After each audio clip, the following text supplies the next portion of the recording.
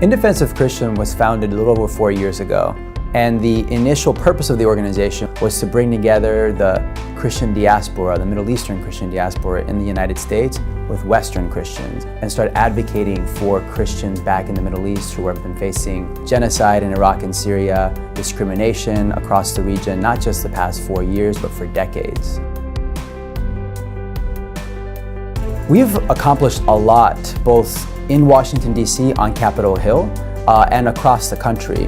We've met with every single member of Congress at one point over the past 3 years. We have our staff that go and talk to members of Congress about pieces of legislation that directly impact Christianity and its survival across the Middle East. A perfect example of that is when we passed the Genocide Declaration a little over 1.5 years ago. We passed that Genocide Declaration. It was signed by former Secretary of State John Kerry after immense pressure from advocates that support and defense of Christians, as well as from other organizations that partner with us to get a resolution designation to protect the Christians and the Yazidis that were being killed by ISIS in Iraq and Syria, and to eventually bring justice to the people that were killed. We have chapters around the country. We initially started 3 years ago with just one chapter here in the Washington, D.C. area, and now we've grown to over 48 chapters across the country.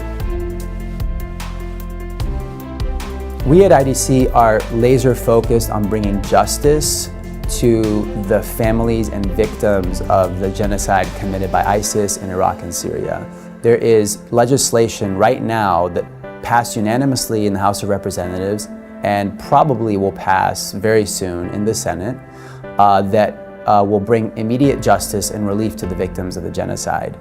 And Lebanon. Lebanon is a country of a little over 4.5 million people. Right now, it is suffering from the crushing burden of hosting almost 2 million Syrian refugees from neighboring Syria that fled into Lebanon because of the civil war. Lebanon's economy is fragile. It cannot handle the influx of people that have come in from Syria. Its social fabric is being strained.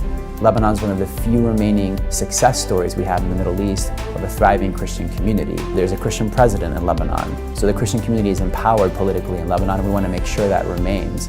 And in order to do that, we have to work very hard to see a lot of these Syrian refugees go back to Syria in a safe way and be allowed to rebuild their lives following the civil war that is taking place there.